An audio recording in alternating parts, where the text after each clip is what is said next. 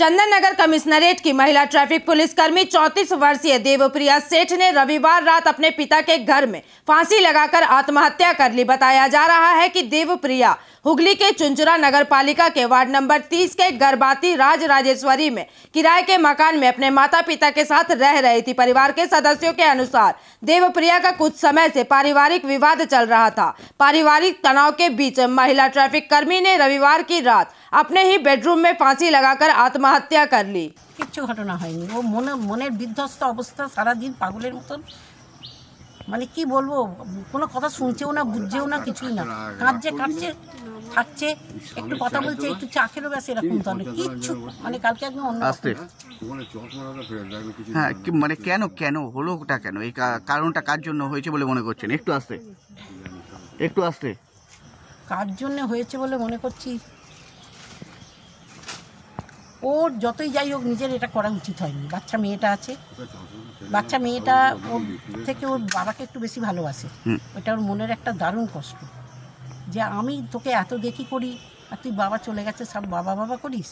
বাচ্চা মেয়েটার জন্যে খুব কষ্ট হয়েছে। বাবা চলে গেল কেন? বাবা চলে গেল কেন? বাবা পোষালো না, আমাদের সঙ্গে থাকবে না। কতদিন আগে চলে গেছে? 7 মাস আগে বললাম। কিছু একটা ঝামেলার কথা বলছিলেন, কি হয়েছিল বিষয়টা? কখন কার সঙ্গে ঝামেলা? জামাই করে এসেছিল ওই বাড়িতে গিয়ে। কার বাড়িতে গিয়ে? ওই ছেলেটার বাড়িতে গিয়ে। কোন ছেলেটা? যেখানে ও কাজ করে সেখানে, যেখানে ও কাজ করে ও থাকে, ওই ছেলেটার সঙ্গেই একটু এদিক ওদিক ঘুরতো, বাদে দেবে, করতো, কাজ করতো, গল্প করতো, বসতো, এইরকম ছিল। ওর সঙ্গেই ওদের বাড়িতে গিয়েই আমার নাতনি গিয়েছিল পরশুদিন। আমার নাতনি এসব বলেছে, হ্যাঁ ওকে জিজ্ঞেস করেছে, ওকে সব জিজ্ঞেস করেছে করাতে, নাতনিকে সব বলেছে, নাতনি ওকে সব বলে দিয়েছে জামাইকে।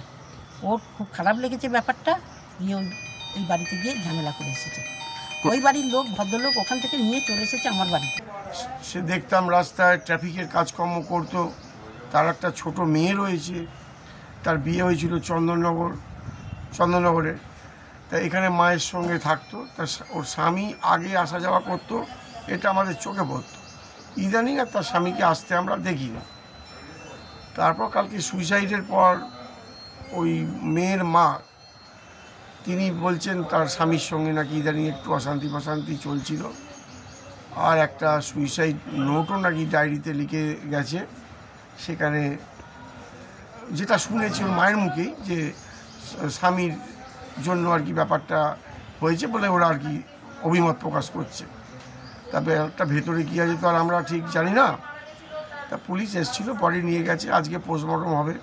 আমাদের যতটা সহযোগিতা করার আমরা করব, তারপর যা কেস মারফত পুলিশ যা করে সেটাই আমরা অপেক্ষায় থাকব। Bureau report, PVTV news.